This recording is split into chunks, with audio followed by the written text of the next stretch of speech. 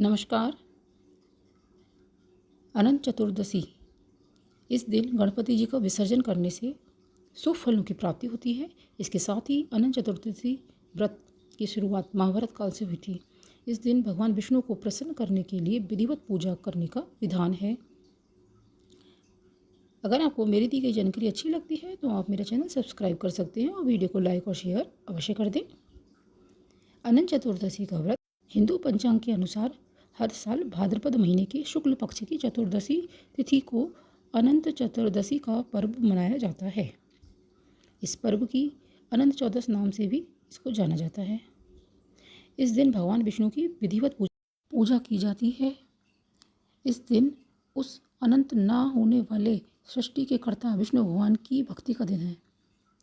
अनंत सर्व नागान उदिप सर्व कामद सदा भूयात प्रसन्न में यक्ता नाभ भयंकर मंत्र से पूजा की जाती है। यह विष्णु कृष्ण जी का रूप है और शेष नाग काल रूप में विद्यमान है, अतः दोनों की सम्मिलित पूजा की जाती है। पूजा का विधान: स्नान करके कलश की स्थापना की जाती है। कलश पर अष्टदल कमल के समान बने बर्तन में कुशा से निर्मित अनंत भगवान की स्थापना की जाती है। उसके समीप 14 गांठ लगाकर हल्दी से रंगे कच्चे डोरे को रखा जाता है। गंध, अक्षत, पुष्प, धूप, दीप नैवेद्य से पूजन करें। तत्पश्चात अनंत भगवान का ध्यान कर शुद्ध अनंत को अपनी दाईं भुजा में बांधना चाहिए। यह धागा अनंत फल देने वाला है।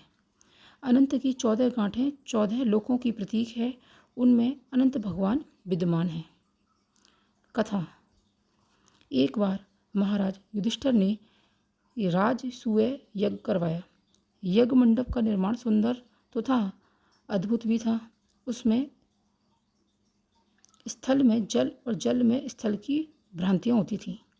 यज्ञ मंडल की शोभा निहारते निहारते दुर्योधन एक जगह को स्थल समझकर कुंड में जा गिरा।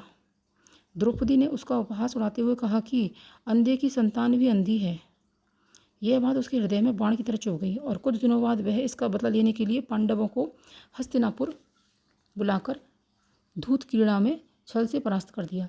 परास्त होकर पांडवों को 12 वर्ष का वनवास भोगना पड़ा।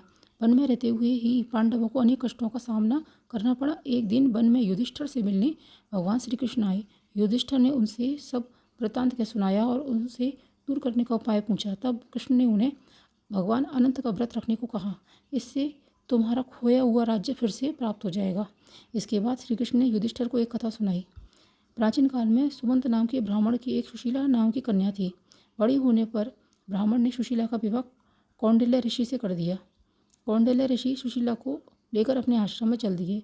रात होने पर वे नदी के तट पर संध्या करने लगे। सुशीला ने वहाँ पर बहुत सी स्त्रियों को किसी देवता की पूजा करते देखा। सुशीला के पूछने पर उन्होंने विधि पूर्वक अनंत व्रत की महत्ता समझा दी।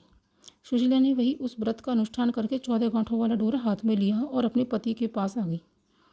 कौंडिल्य ऋषि ने सुशीला से हाथ में बंधे धागे के बारे में पूछा तो उन्होंने सारी बात समझा दी। कौंडिल्य सुशीला की बातों से अप्रसन्न हो गए तथा उसके हाथ में बंधे डोरे को अग्नि में डाल दिया। यह अनंत भगवान का अपमान था। कौंडिल्य ऋषि की सुख संपत्ति नष्ट हो गई। सुशीला ने इसका कारण डोरे की जलने की बात दोहराई। पश्चाताप करते हुए ऋषि भगवान अनंत की खोज में वन में चले गए और जब वे भटकते भटकते निराश होकर गिर पड़े और बेहोश हो गए तो भगवान दर्शन देकर बोले, हे कौंडिल्य, मेरे अपमान के कारण ही तुम्हारे ऊपर यह मुसीबतों का पहाड़ टूटा है। तो हमारे पश्चाताप के कारण मैं प्रसन्न हूँ। आश्रम जाकर 14 वर्ष तक विधि विधान पूर्वक अनंत व्रत करो, तुम्हारे सारे कष्ट दूर हो जाएंगे। कौंडिल्य ने वैसा ही किया। उन्हें सारे कष्टों से मुक्ति मिल गई। श्री कृष्ण की आज्ञा मानकर युधिष्ठिर ने अनंत भगवान का व्रत किया, जिसके प्रभाव से पांडवों को महाभारत युद्ध में विजय प्राप्त हुई। इस तरह आप अनंत चतुर्दशी का व्रत रखकर भगवान अनंत को प्रसन्न कर सकते हैं। अगर आपको मेरी दी गई जानकारी अच्छी लगती है तो आप मेरे चैनल को सब्सक्राइब करना और वीडियो को लाइक और शेयर करना बिल्कुल भी ना भूलें। धन्यवाद।